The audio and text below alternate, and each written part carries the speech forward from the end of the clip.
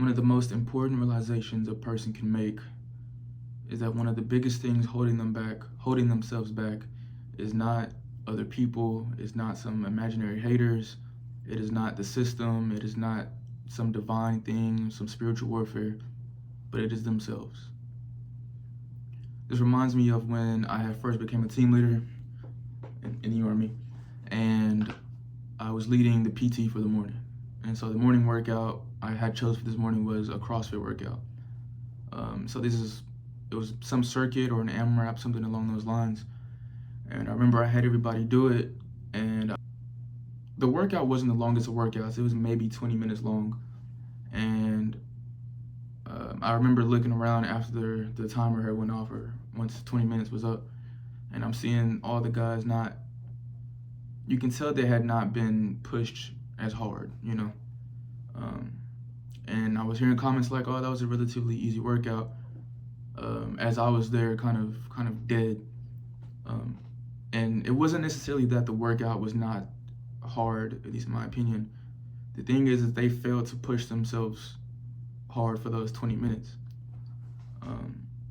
They thought that the workout was the enemy, was supposed to be the big challenge, instead of realizing that what was supposed to push them, what's supposed to facilitate this growth in the workout, the way to get the most out of this was for them to push themselves as hard as they could for these 20 minutes. The real challenge was them versus them. And I think the same concept applies to a lot of areas in life where you see people expecting the big enemy to be something else. When they get to work, they will push themselves. Their egos are properly getting the most out of them. Their anxieties, all these emotions are in play, so they're productive. They may be really productive in the work environment. They may go above and beyond because they want to be better than so and so. But as soon as they get home, they stop. And I see this a lot in a lot of areas in people's lives where, without any type of external factors at play, people fail to push themselves in a way that gets the most out of themselves. I think once people finally have the understanding that the biggest enemy, the biggest thing that's holding them back is themselves and their own limitations, their own false boundaries, their bad habits, their lack thereof self-control. As soon as they realize that they are what's holding themselves back, I feel as though people will be consistently capped to a certain extent. You won't, some people can only work hard, can only push themselves to exhaustion when they know that someone else is watching, when they know that it's like a performance to them, I guess. It's another example of how it's you versus you, truly. I remember seeing D1 athletes, I think they were talking about high rocks, and they were saying how high rocks workouts are not that hard. And I just don't think that that's a good statement. I think rather high rocks is hard or not is dependent completely on your level of effort.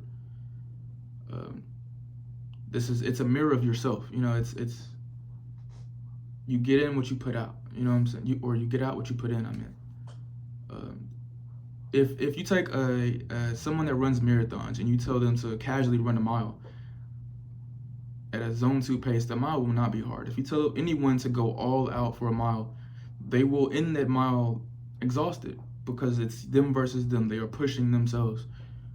This concept applies once again to every aspect of your life. If life doesn't seem that hard, it's not because you've been blessed. I mean, it could be because you've been blessed, but ultimately it's because you're deciding not to push yourself. You don't have those intrinsic motivations to go hard. You're not battling yourself on a day-to-day basis. I've never heard of anyone that does anything consistently for a long period of time that's hard, that says it's just easy. I've heard David Goggins say he struggles to put his shoes on before a run sometimes. Toughest people I know that have made it places that I have maybe wanted to go have told me about the struggles that they've had mentally, but they win these day-to-day battles, these hour-to-hour battles, and even when they get in the gym, maybe the battle is getting in the gym, but you may win that battle and end up in the gym. Now there's another battle of, can you push yourself? Now there's another battle of, once you leave the gym, will you eat right, or will you pat yourself in the back and say, oh my gosh, I did good, I'm gonna just sleep for the rest of the day? Will you continue to go hard?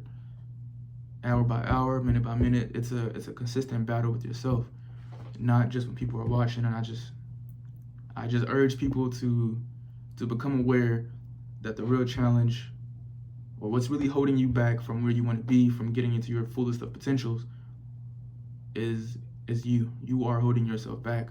Stop looking at other people. Stop blaming other people. Stop saying, "Oh, I need to just stop telling people my goals because they're gonna wish my downfall."